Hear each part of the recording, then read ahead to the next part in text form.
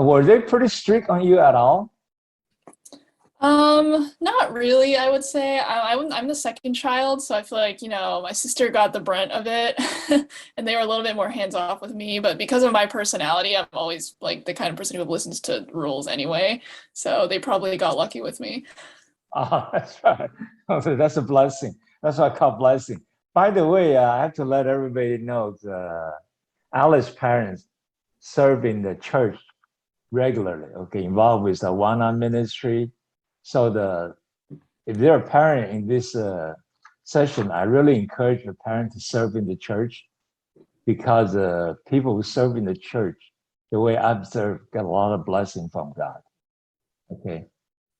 Excuse me. Then the second question is, what are the most precious teaching or lessons you learn from your parents? I don't know. I guess I'll have to think about it for a bit. There's been so much that we've talked about over the years. I feel like the most important thing that they taught me was to stand up for things that I believe in, Okay. even if that's against them. um, but they were always very firm about like being true to my own beliefs. Like they raised me to be sort of outspoken about things that I care about, to follow the things that I care about, whether that's in church and school and work. Um, it was that inspiration that led me and my sister to sort of take up careers in like fields that used to be male dominated. My parents were really like all about raising us to have strong wills and to advocate for ourselves, and just like in our daily lives to say things that we feel like need to be said. I think that's probably one of the most important lessons that my parents imparted on me. So your parent, the first thing I think your parent trusts you a lot. Can we say that? Yeah, for sure. They always, like they were very hands off with me, like I said earlier. I feel like as they became more experienced as parents, my sister was the first try, I'm the second try. Okay. I feel like they started to trust in us as their children to make the right choices and to show that, we've got the brains to do what's right. Excellent. So obviously that has a lot to do with you're a self-motivated person because it led you become independent.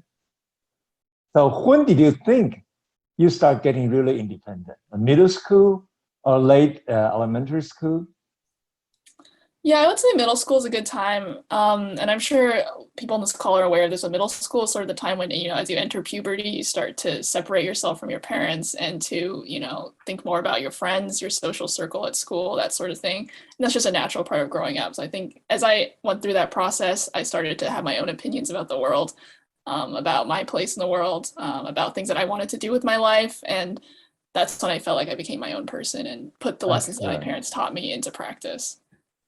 So during the elementary school time, did your parent spend a lot of time help you on the schoolwork, or pretty much you just self-motivated? They definitely helped me a lot in elementary school. So I'm really bad at math. Okay.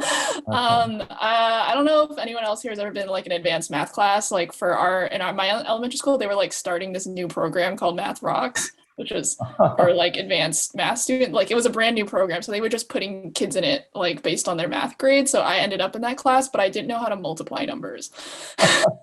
So that seemed Okay. like so it seems like the people making this program weren't aware of that. So like they were teaching us about factorials and things like exponents. I didn't know how to multiply. So my parents were like teaching me every night. Like, 2 times 10, like here's how you do it, like carry the numbers. Like they were very attentive to me and like I was very stressed out and scared all the time and they were really helpful to me. So that was a big That's step for awesome. me moving forward and learning that, to believe in my own skills that I could remember how to do this very complex process. So they're very patient with you all the time. Yeah, for sure, always. Oh, great. Did they compliment, encourage you most of the time?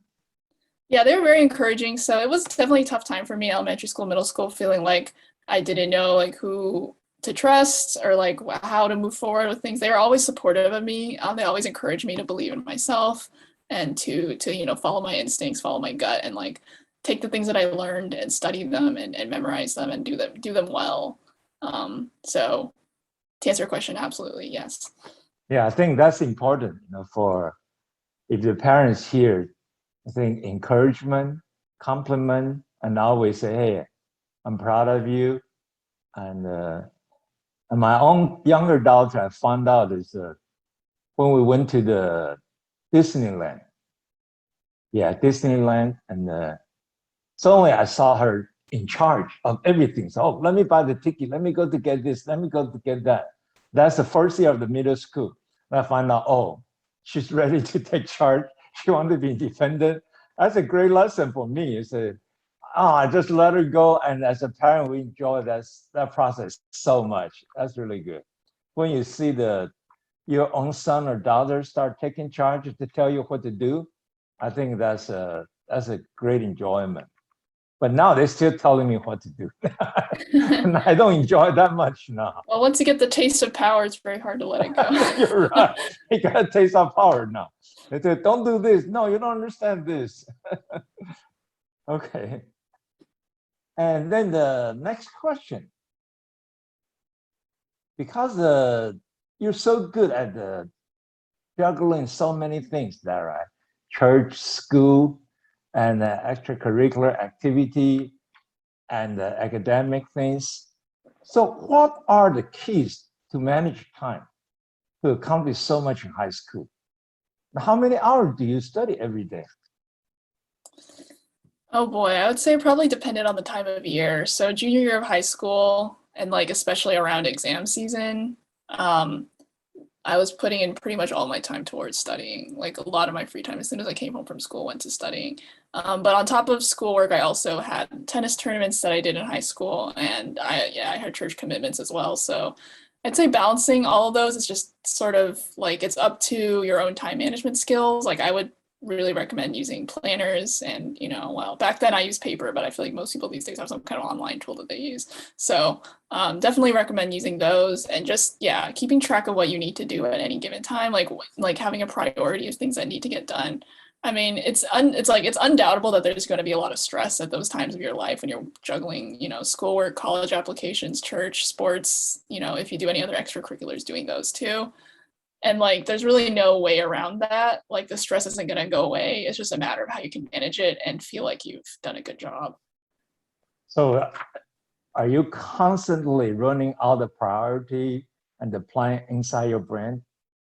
No, I don't always think about it, because that's what the planners are for. I don't want to like constantly be like worried about things, like because that just increases like the stress on yourself. So the planners are there to help me sort of think through what I need to do, while also like if I'm ready to take some time off, like I plan aside, like I'm gonna go out for dinner tonight and enjoy myself with my friends, then I'm gonna cut myself off and actually enjoy it. So that's what the planner is there to do, to like keep yourself on track, so like this is what I'm doing now and I'm going to do it, and not be super worried about it all the time. So which tool do you use? Which planner? The Microsoft or Apple or? Oh yeah, so in high school I had like a paper planner, and I would do all my notes in there. Oh, okay. Yeah. Now Excellent. I don't really know what the best tool is these days. I probably am still using paper, honestly. I have a bunch of notes right over this laptop that you can't even see. But yeah, use planner is great, or take advantage of the computer too. Also help you to do that. That's great. That's great. So how many hours do you? How many hours do you have sleep during the busy time? Oh, I always got at least 7 hours of sleep. I'm just really like I can't function if I don't get enough sleep personally. Excellent. I know other people like are able to do things like they can pull all-nighters, they can sleep like 2 hours and be fine.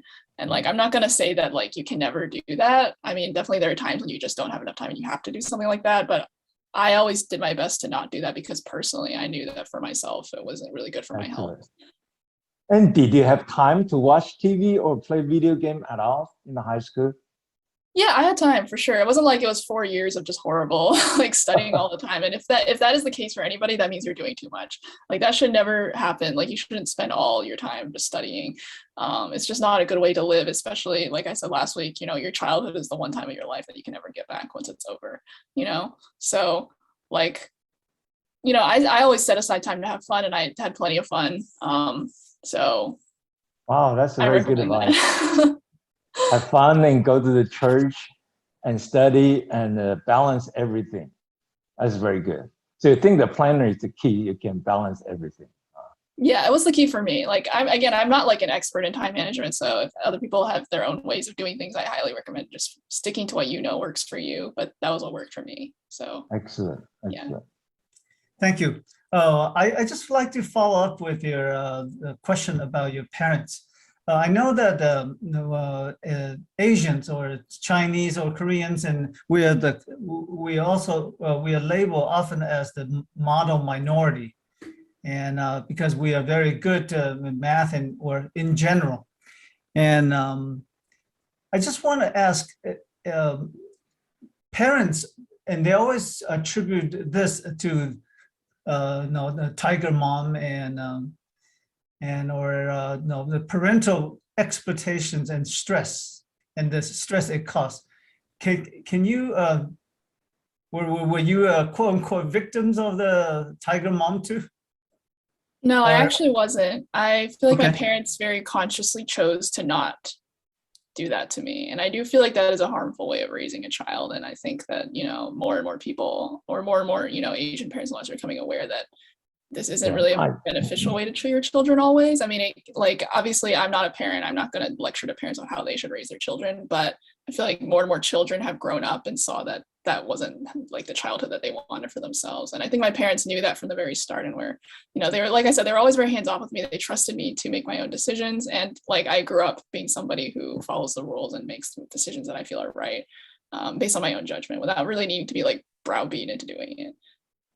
Oh, yeah, I Okay. know the Alice parent very well. Man, her mom didn't talk too much. So nice, serving the children ministry. And her dad is one of the, I can say, the nicest person, you can expect. It's very gentle and always smiling. And I think they're great parents. Okay, they're really great parents. But then I only have one question. What make you feel they have authority over you? Because usually authority means, big voice and the strict and something like that. But what make you feel they have authority over you and always obey them? Yeah, well, I feel like it goes to the model of teaching that's, not negative reinforcement, as an authority doesn't come from like punishment, but rather positive reinforcement. So it comes from like praise and, like an actual authority that comes from having some kind of experience or knowledge, right? Like anybody can beat anybody else up and then claim that they have authority, right? But when you actually show that you know something or that you can help somebody, and like that's a kind of authority that, can be objectively realized. So like I always knew my parents were like the smartest people in the world, the coolest people in the world, the most interesting people in the world. If you asked me in first grade, that's probably what I would say exactly. So like whenever I needed help, they would help me. Like whenever I did something bad, they would tell me why it was bad. Like again, like I'm not saying we never fought, because we obviously fought a lot, parent-child things, but at the same time, they weren't out to punish me or like, be rude to me. That wasn't really how they decided to raise me, and I'm really grateful for that. Well, that's Well, good. this is awesome conclusion. I think it's more like a servant leadership. You want to lead, you want to have authority, you serve first. I think their parents actually act like a servant leader. They help out on every detail, encourage and compliment. And then that's the way you win the respect from the child. And then child think you have authority. I think it definitely, all of you can pass this conclusion, okay, to your parents. Say, hey, you want to have authority, you treat people right, treat people with respect, you help them a lot, and then you have patience to tell the kids, say, hey, this is not right, you should do this. So once you have that kind of relationship, you build up your authority. I think the Alice summary is just excellent. It's just excellent. It's not by power. Yeah. Maybe that we could let our young people know that if we'd like to ask questions, and they could also put it on chat, and we can ask. But yeah, anyone, if you like ask question, please put in the chat. Okay. But Ali, could I elevate to another level? What did your parent teach you about dating, or some of the restrictions?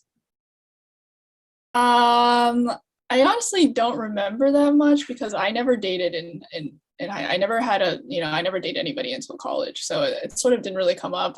If you knew me back then, you would know that I was just a very awkward and weird kid. So I feel like no one was under any impression that I would be, getting out there in the dating world. That's another blessing for your parents, I think. Well, what would you say to young people here that if they about dating? Oh yeah.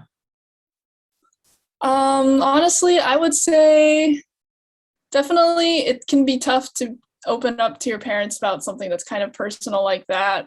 It can be very scary, especially if you don't think your parents will like approve of the person that you're going out with. Like I wouldn't say that you should always tell them in advance if you feel like it could be something that could, damage your relationship with them. It's hard for me to say. I would say listen to their advice. Like parents sometimes have bad advice about dating and, sexual relations, but sometimes have good advice. So I feel like you should listen to what they say, take it to heart, think about it, and make your own decisions. I feel like sometimes parents aren't super, I guess, in tune to what kids are doing in a good or bad way. So yeah, I mean, it's hard for me to give specific advice on this front because every person's relationship is different, either with their significant other or with their parents.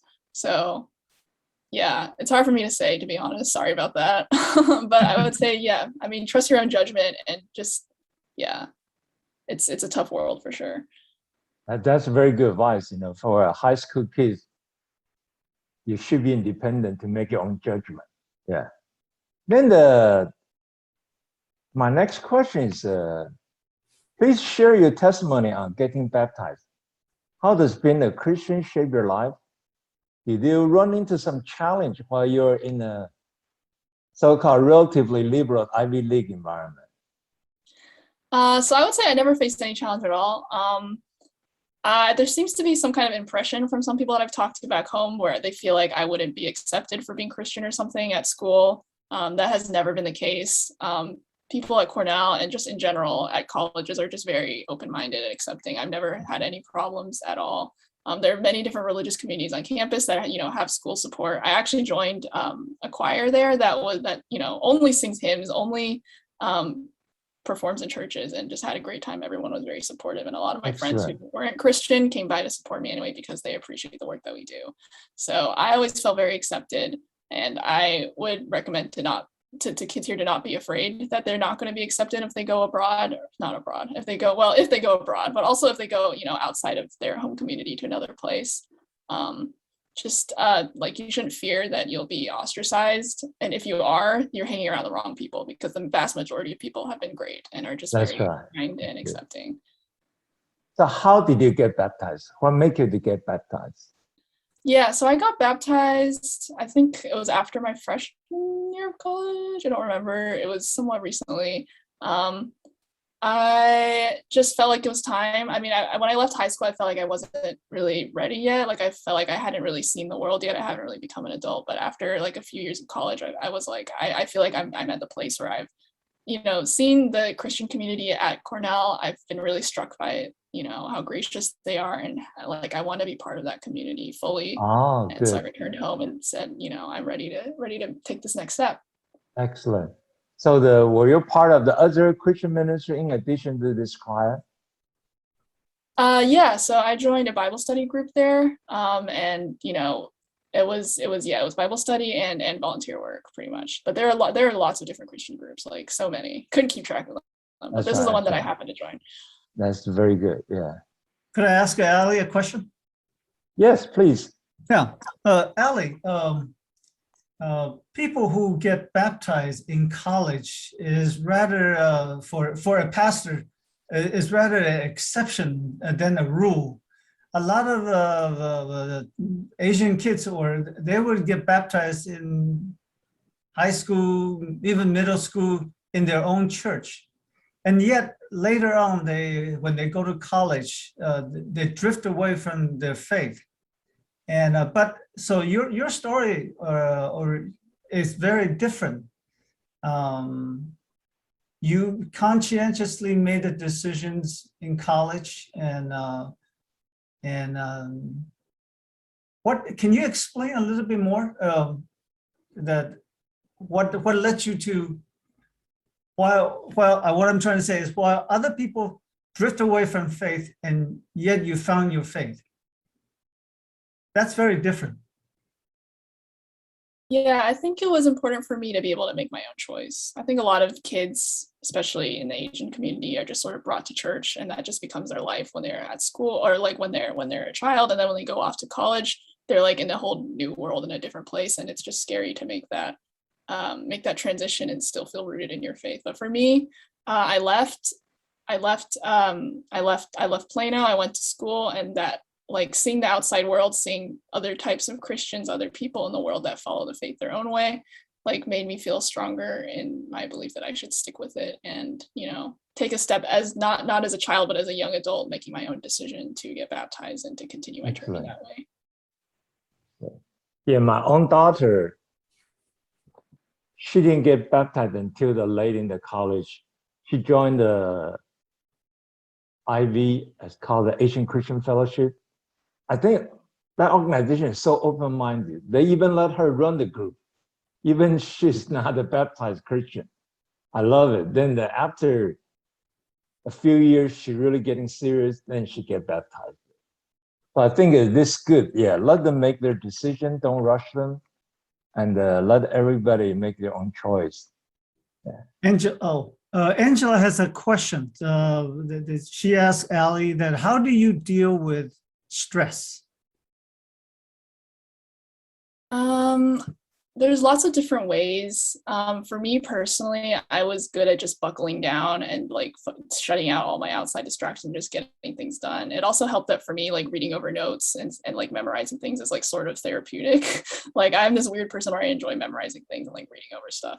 But I would never say that that's the answer for everybody. Everyone has their own unique ways of dealing with stress, especially just like the intense, like never-ending stress of applying to college and dealing with final exams. I would say one key thing or two key things. One is getting enough sleep. So I mentioned this before, the exact number of hours, like I always sleep 7 to 8 hours, but that may not be true for everybody, but whatever works for you, like get that amount of sleep and stick to it because it's actually important for your body to be able to recover, you know, at night to be ready for the next day. And the second thing is to be able to take time off, whether that's using a planner like me to keep track of time that you have free or just, you know, whatever way you find best. Just, you know, being able to step back and be like, all right, there is actually a world outside of my books and I'm going to explore the world and, you know, for a couple hours and then come back and feel energized. Because if you're literally only staring at your desk 24/7, you completely lose any sense of perspective. And that just makes you feel like this test is actually the end of the world. And it shouldn't be. It should never be the end of the world. I think that's a key point. Always have a big picture in your mind. Okay, because like getting the best school, best college, you didn't get into it, it's not end of the world.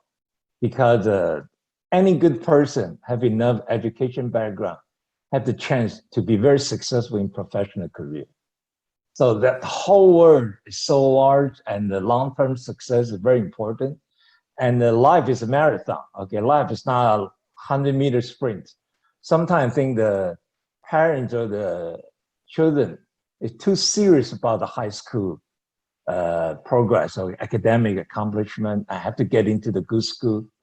And I think that Ali last time said the lesson learned, the biggest lesson learned for her is don't put it so hard. Don't put so much stress on yourself because just keep your health, keep your mental health. And then there's just so much ahead of you. And also, I have to say something. God is watching you. God is helping you. So that you will always soar like an eagle again, even you fall. Because God's helping you. So you will have that strength. Even you run into the problem. It's not a big deal. It's not end of the world. Okay. I myself, I think I share with you. I failed like a junior high school test and senior high school test. And everybody think this guy, no future in the world, no future anymore, you know. Like my mom's all sad and say, hey, how can this happen? But eventually I actually become like an R&D director in one of the best. Actually, it's not one of the best. It's the best group in the whole world. So you never know what God had the plan for you. But all you need to do is just do your best, enjoy your life, and make sure you do everything God's way. Okay, and follow your conscience. I think follow your conscience is very important because that's the compass God gives to everyone. You definitely don't want to work against your conscience, and that's when you get into trouble. Okay. Now, let me ask you technical questions. You have mentioned that you pick up the computer interest at early stage. Could you please elaborate how do you do that, and which age, and later you eventually get into the computer field? Yeah. So I think I was 10 or 11. I mentioned before that it was through Neopets. So just to give a little bit more elaboration there, Neopets is like an online website where you can sort of manage pages for your pets, you know, for your pets, like Neopets. And each pet comes with a page, and you can edit the HTML and CSS on that web page however you like. So you can sort of generate your own website and, you know, publicize it to other people to share different things. So I ran a review site where I reviewed other people's sites and like criticized their bad web design and stuff like that, you know, and I was in middle school. So yeah, that was how I started. It was very fun for me. Like I never thought of it as sort of like, I never thought of it as coding or programming because and this is sort of like a sad assumption that is very old at this point, but programming seems like a very masculine word to many people. It seems scary. Like a lot of girls are scared off by the sort of male aura of the field and like the feeling that only boys do this sort of thing. But when you're like sort of tinkering away in your own little website, you know, changing the backgrounds, changing text, like all the fun colors, it sort of feels something that you can take ownership of without feeling like, you know, boys are coming to like steal your glory or something. Not to say that they actually were. I'm not saying that men are like purposely trying to gatekeep women out of the field, but like just the presence of men can sometimes be a little bit scary to young girls trying to get into something that they're interested in. So starting that way was how I like entered the field and felt safe in it. And then as I grew older, you know, I started getting deeper into things like not just web design, but just more, you know, more back end stuff that I was interested in. And from then, like, sort of became something that I was, you know, wanted to pursue as a career. So, what's your suggestion for all the youth here? Because personally, I believe computer skill is very important. Yeah, it's very important because everything involves computer. So, what do you suggest for the youth here to start their, you know, the knowledge about computer programming as early as possible? Yeah, I would say definitely like if your school offers a class, I would highly recommend taking a class, just basic, you know, Python or Java coding skills, just not even to understand the specific language of Python or Java, but just to understand core coding concepts, like what, you know, what is a loop, like what are functions. I think that's a great place to start, just to have some basic familiarity. And then from there, you can go into whatever you like. If you enjoy web design, you can go into web design and learn about how to do that. If you like databases, you can learn about how databases work and that sort of thing, because anybody can benefit from this sort of stuff. Like I work day to day with salespeople, like people in marketing, they use SQL all the time to like check the databases that they use to store client information. Like that's a key skill for them, even though they went to business school and, you know far more about business than I would ever know. Like they still find that SQL knowledge, database knowledge is very useful to them. And I think any career that you go into, like the ability to use a computer to understand like coding concepts, even if not knowing the specifics, is super useful. So yeah, highly recommend. And like, again, just speaking to all the girls or women in this call, like don't feel intimidated. Like sometimes a very small minority of men can be like scary to people trying to enter the field, or like, you know, even unintentionally make you feel like you're not welcome. Don't listen to those guys. Just know that like people in the field, like the vast majority of them are there for you and want to help you succeed, and just love to see new people entering the field. So please like go for it, and you know, don't be worried. Excellent. Thank you for the encouragement. So I think that no matter who you are, you know, and what the gender, I think the computer skill is very important. Even in my case, like a electronic design engineer field, IC design, the great circuit design, it's all about computer. And the data collection, analysis, all about computer. And then like a PowerPoint, all this spreadsheet, all those computer too, if you're not good at it, and no matter which job you landed, you have a little bit of weakness there. Okay, because other people can do better and quicker and can automate as many tasks as possible. If you don't know how to do the computer programming, you will fall behind. Yeah, and then you cannot compete with the other colleague in the performance part of it. Yeah. So make sure you start learning all different language and understand the Microsoft structure and all the spreadsheet and the PowerPoint, and keep diving into it and keep digging deeper and deeper. You become a sort of expert on it. Even like a system administration, you can also learn on the YouTube. They will tell you a lot of things. Otherwise, if a computer have a problem, I have to call somebody, pay like $100, $200 each time. So all 3 or 4 times I can buy a new computer, but that's the way it is now. Okay, thank you very much. Ali, you mentioned you said as a girl in your field, a small minority will people that is men that would intimidate.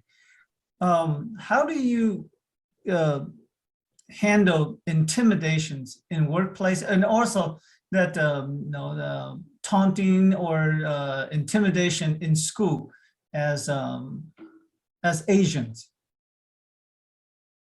for people here? Because with not too long ago that there's a lot of racial things.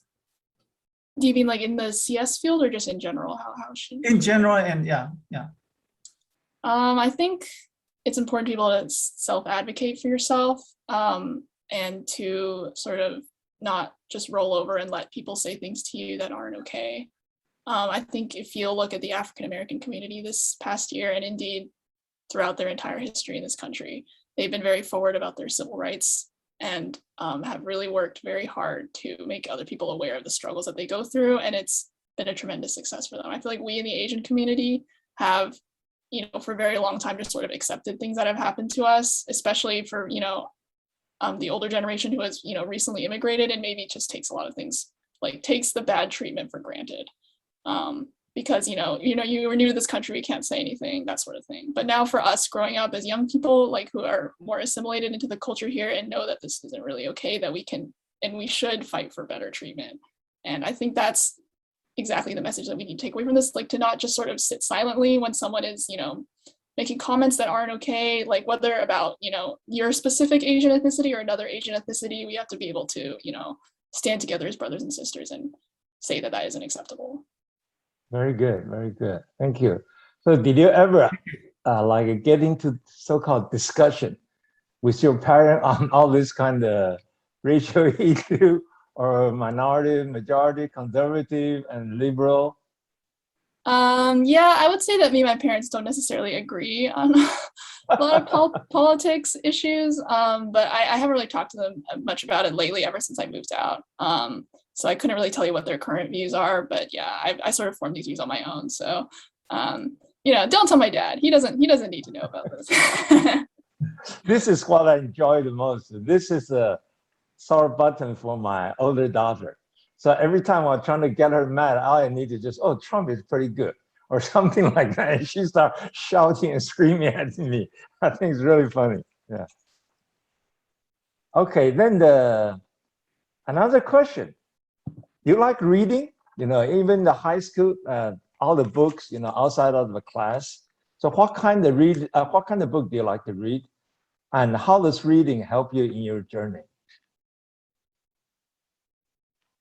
For me, I've always loved reading. My favorite, were you talking about fiction or nonfiction before I started rambling? Any kind of reading. Sure. For fictional books, I've always been such a huge fan of fantasy fiction. I read Lord of the Rings when I was really young, like 5th or 6th grade. Wow. And it was like, anyone who has read the book knows it's about 1,200 pages long. Yeah. I just immediately fell in love with that, with Lord of the Rings. I'm still today, I am such a big fan. There's a giant map of Middle Earth right above this laptop. Just a story that just moved me so deeply and made me think about how, even the smallest person in the world can make a difference. Not by fighting, not by, hurting other people, but just by, taking a stand for what you believe in and going as far as you can. Just a book that has, continually influenced my life. And So you think that, from there, yeah. I've just been really, I love fantasy novels, love sci-fi. I love that sort of stuff that, maybe other people in the literary world might look down on that kind of fiction. I personally have always found it to be the most influential fiction in my life. Awesome. How about nonfiction book? Yeah, for nonfiction, I really got into biographies, especially of like historical figures in European history. I've always had a deep interest in European history and languages.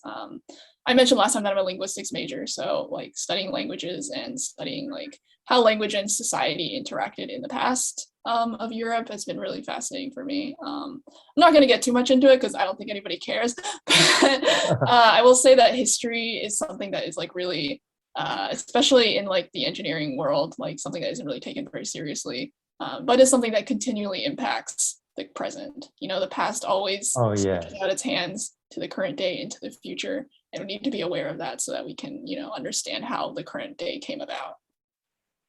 If I can help me quantify, just roughly quantify, how many books have you read from the elementary all the way to high school? I don't think I could count it. I used to have a goal when I was in elementary, middle, high school, I like had a goal to check out at least 10 books from the library every week, which was kind of insane looking back. Wow. Okay. I was just obsessed with reading. It was just like something that I love to do. No Unfortunately, wonder now as a grown up, I don't have as much time anymore to read as much as I did. But I recently got a library card here, and I will definitely be using it. So it's amazing. It's amazing. You're so intelligent. That's because you read a lot. You read so much. That's really good. So Pastor Lee, do you have any more questions? Oh, do you play computer games? I don't play computer games. I never had the money to get a gaming PC, but I do have a bunch of consoles and I play video games. Oh, okay. That's good. That's good. Say a little bit about, since you're in linguistics, how's your Chinese, and what does being Chinese mean for you? As a linguistics major, not very much. Being a person. So the funny thing is I actually don't know very much Chinese. And as a linguistics major, I was focused on Indo-European languages. So like that would include like English, other Germanic languages, like French, Spanish, the Romance languages, like the Indian languages like Sanskrit, Hindi, Gujarati, that sort of thing. So Chinese unfortunately did not really play much of a part in my education. Your parents didn't force you to Chinese school? I did learn a little bit of Chinese when I was younger, just at home using workbooks. But at the time, I never had much interest in it because I was always, even back then, I was very interested in like European style fantasy and fairy tales. So it sort of gradually turned more towards studying French, which I started pretty young. Okay. But honestly, looking back, I do wish that I had paid a little bit more attention when I was learning Chinese. So to those of you now, especially if you don't see yourself learning another language, learn Chinese, because being bilingual, being multilingual is just such a huge benefit. Amen. In general. So did your parents talk to you in English or in Chinese when you're a little kid? Mostly in English. I think they knew that my Chinese was not up to par. Saw the writing on the wall. Yeah, these days we talk in English. Okay, that's good. But you love Chinese food. Educate each other. Yeah. Sorry, you love Chinese food. Go ahead, please. Oh, no, sorry. Pastor Lee, go ahead. But you love Chinese food. Can you order in Chinese? No, I would be very scared of doing that. Okay. Very good. Hey, Ali, thank you so much. Yeah, it's really a great pleasure and joy to have you here to share with everybody. I'm pretty sure your journeys inspire a lot of people here, and I'm pretty sure they learn so much from you. Definitely, most of them are going to get a big impact from you. And praise the Lord, bring you here, and thank you for your time. And may God bless your journey again. Oh, by the way, what's your near-term plan or long-term plan? I would say I'm just working on getting ahead in the company right now. I definitely feel like I have the potential to maybe move to a different company after some time, but for now, since I just started a couple months ago, I'm just working on sort of learning the ropes and doing what I can to start out in my career. Are you interested to be a manager at all? Right now, I would say not really. I don't think I have the skill set to manage people at this time in my life, but definitely in the next few years as I learn more about just the industry and like my Okay. place in Do you it. think you have a talent in leadership? Do I have a talent in leadership? Uh-huh. I don't know. I was the president of the French club. Oh, That's okay, really my that's only pretty good. qualification. That was a That's long a good time. sign. That's a good sign.